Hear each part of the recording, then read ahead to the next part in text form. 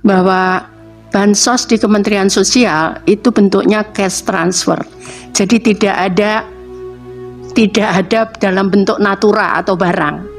Jadi semua transfer ke rekening penerima manfaat 100%. Kecuali respon kasus. Jadi ada yang sakit, ada yang disabilitas, butuh bantuan, dan itu dia belum menerima bantuan sama sekali, baru kita bentukkan macam-macam. Mungkin nanti bisa saya tunjukkan fotonya. Nah, teman-teman, sangat menarik apa yang disampaikan oleh Mensos Risma ini, mengatakan bahwa bansos tidak ada dalam bentuk barang, ya, 100% dalam bentuk tunai. Nah, yang menjadi pertanyaannya, teman-teman, bahwa apa itu bansos yang dibagikan oleh Presiden Jokowi dalam bentuk barang? Nah, ini sangat menarik dan semakin panas. Nah, untuk lebih jelasnya, mari kita tonton video berikut ini.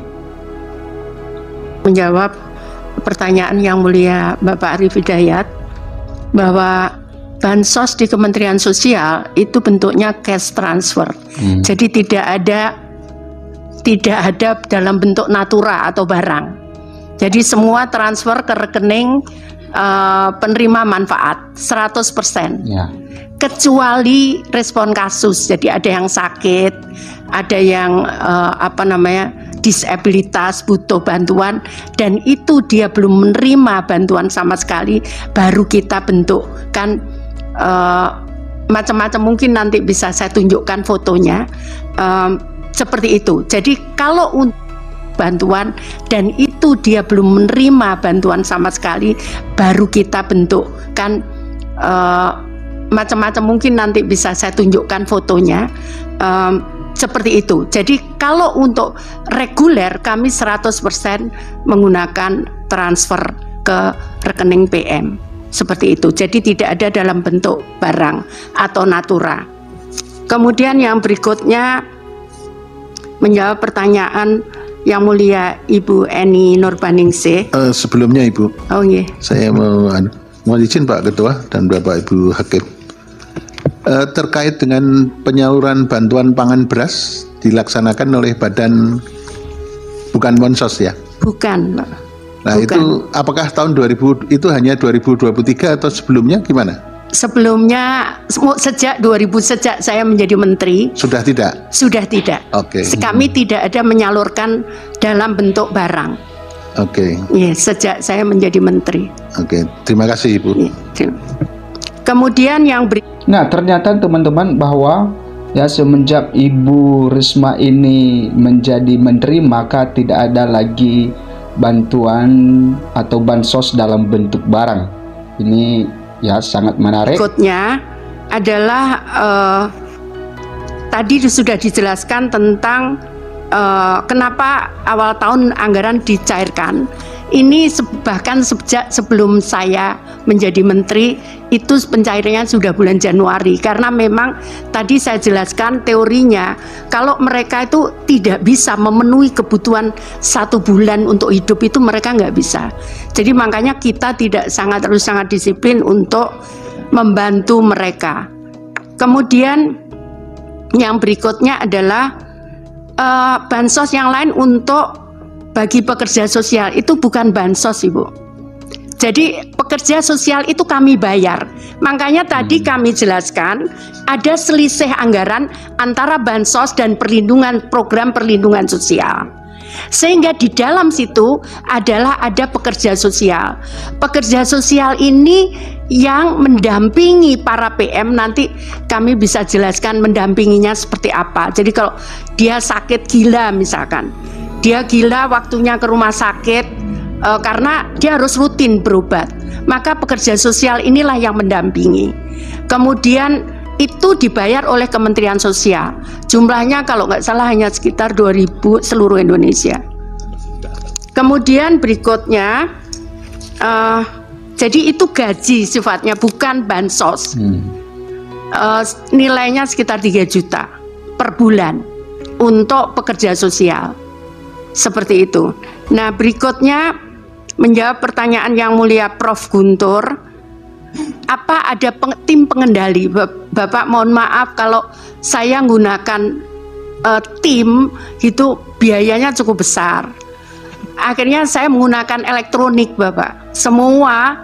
Jadi sekarang ini saya bisa persis tahu berapa realisasi pencairan keuangan. Saya bisa buka sebetulnya. Ini tadi sempat saya print, sempat saya cetak per tanggal 5 April. Tolong yang realisasi pencairan keuangan. Karena semua sudah elektronik, jadi kami tahu berapa realisasinya di lapangan.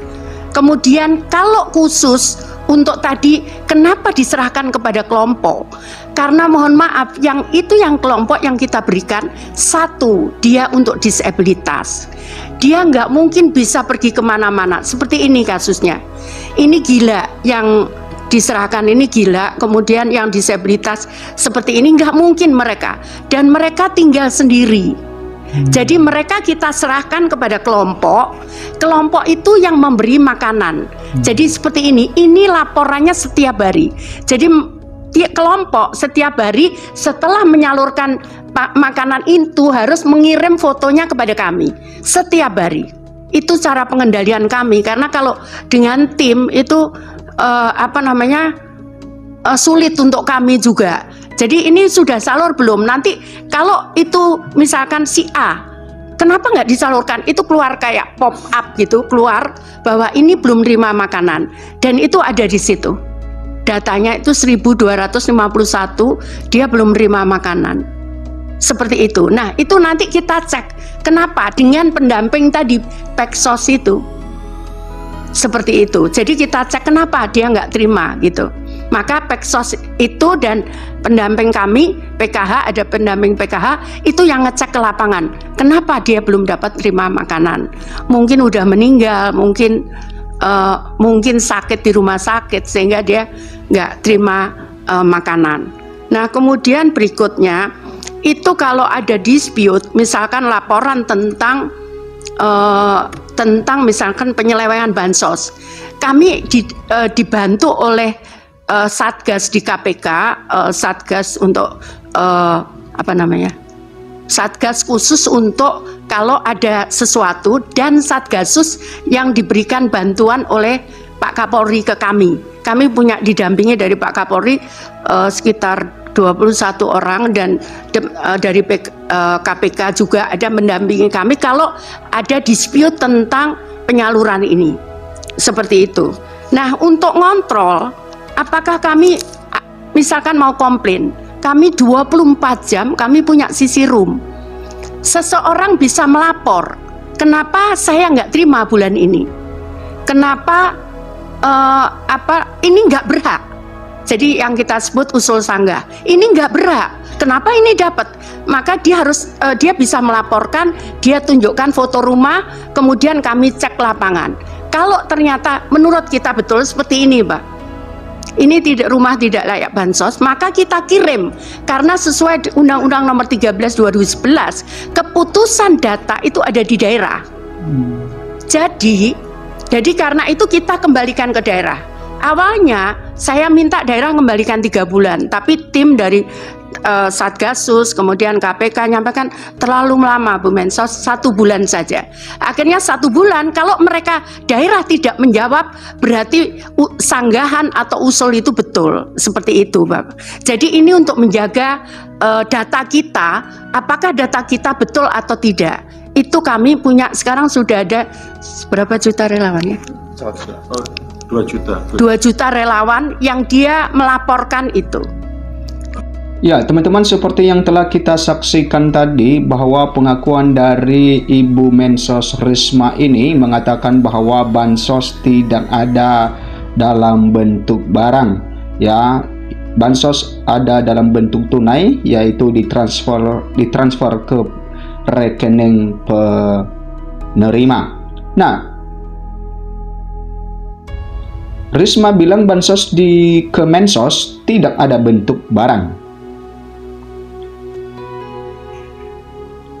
Menteri Sosial Mensos Tri Risma hari ini menyebut bantuan sosial bansos yang disalurkan oleh Kementerian Sosial Kemensos hanya cash transfer, tidak berbentuk barang. Hal tersebut disampaikan Risma saat menghadiri sidang lanjutan perselisihan hasil pemilihan umum PHPU atau sengketa Pilpres 2024 di Gedung Mahkamah Konstitusi MK Jakarta Jumat 5 April 2024. Bahwa bansos di Kementerian Sosial itu bentuknya cash transfer, jadi tidak ada dalam bentuk natura atau barang, ujar Risma yang menjawab pertanyaan dari Hakim MK Arief Hidayat mengenai penyaluran bansos. Risma pun menegaskan bantuan yang diberikan kepada penerima manfaat PM 100% transfer, kecuali ada kasus khusus seperti penerima yang disabilitas, maka bisa disalurkan dalam bentuk-bentuk barang. Jadi semua transfer ke rekening penerima manfaat 100%, kecuali respon kasus jadi ada yang sakit, ada yang disabilitas butuh bantuan, dan itu dia belum menerima bantuan sama sekali. Baru kita bentukkan macam-macam, mungkin nanti bisa saya tunjukkan fotonya seperti itu, ujar Risma.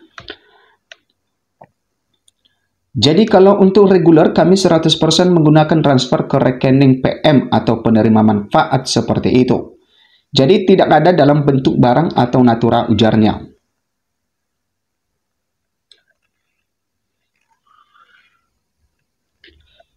Nah, teman-teman, itu mengenai yang disampaikan oleh Ibu Risma di dalam sengketa Pilpres tahun 2024 ini, di mana dia menegaskan bahwa di dalam Kementerian Sosial bahwa bansos tidak ada dalam bentuk barang, tidak ada dalam bentuk barang, langsung tunai, ditransfer ke rekening penerima manfaat. Hakim anggota Mahkamah Konstitusi MK Arief Hidayat menyebut bahwa kontestasi pemilihan Presiden Pilpres 2024 ini lebih hiruk pikuk dibanding Pilpres di periode sebelumnya. Nah, teman-teman, hakim Arief Hidayat menyebutkan bahwa memang Pilpres tahun 2024 ini banyak hiruk pikuknya dibandingkan Pilpres sebelumnya. Penilaian ini disampaikan Arief kepada 4 Menteri Kabinet Pemerintahan Presiden Joko Widodo atau Jokowi pada sidang perselisihan hasil pemilihan umum PHPU Pilpres 2024 yang digelar di Gedung MK Jumat 5 April 2024. Saya kebetulan Hakim Konstitusi di antara kita bersembilan itu yang terlibat mengadili Pilpres dan Pileg 3 kali. Jadi saya mempunyai pemahaman yang agak komprehensif mendalam. Pilpres kali ini lebih hiruk pikuk, kata Hakim Arief. Menurut dia, Pilpres kali ini diikuti dengan beberapa hal peristiwa yang sangat spesifik. Arief berpandangan hal ini yang membuat berbeda dengan Pilpres 2024 dan Pilpres 2019. Pilpres 2024 ada pelanggaran etik yang dilakukan di MK, dilakukan di KPU, dan banyak lagi yang menyebabkan hiruk pikuk itu. Nah, yang terutama mendapat perhatian yang sangat luas dan kemudian didalilkan oleh pemohon itu cawe-cawenya kepala negara, ujarnya. Nah, teman-teman, selaku hakim saja menyadari bahwa di dalam Pilpres tahun 2024 ini banyak hiruk pikuk. Mulai dari keputusan Mahkamah Konstitusi Anwar Usman pada saat itu hingga pada saat sebelum Pilpres, yaitu diketahui bahwa Presiden Joko Widodo membagikan bansos dalam bentuk barang. Akan tetapi seperti yang disampaikan oleh Ibu Risma tadi, Menteri Sosial, bahwa bansos itu tidak ada dalam bentuk barang.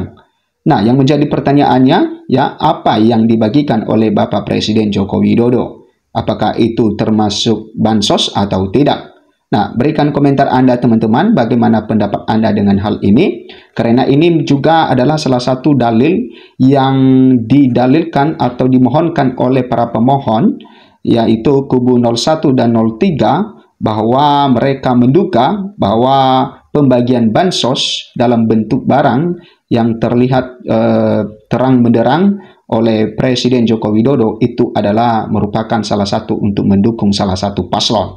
Nah, untuk itu mereka di dalam gugatan Pilpres tahun 2024 ini salah satu yang mereka ajukan di Mahkamah Konstitusi supaya itu bisa diperiksa, sehingga Mahkamah Konstitusi yang memanggil para menteri, ya, para pembantu Presiden Joko Widodo terkait dengan Menteri Keuangan, karena itu adalah berasal dari uang negara. Kemudian Menteri Sosial, yaitu Tri Risma hari ini, yaitu dengan menyangkut tentang bansos tadi, ya, karena dialah yang mengetahui aturan di dalam pembagian bansos yang sebenarnya. Dan sudah terbongkar tadi bahwa bansos tidak ada dalam bentuk barang, tetapi hanya dalam bentuk cash transfer.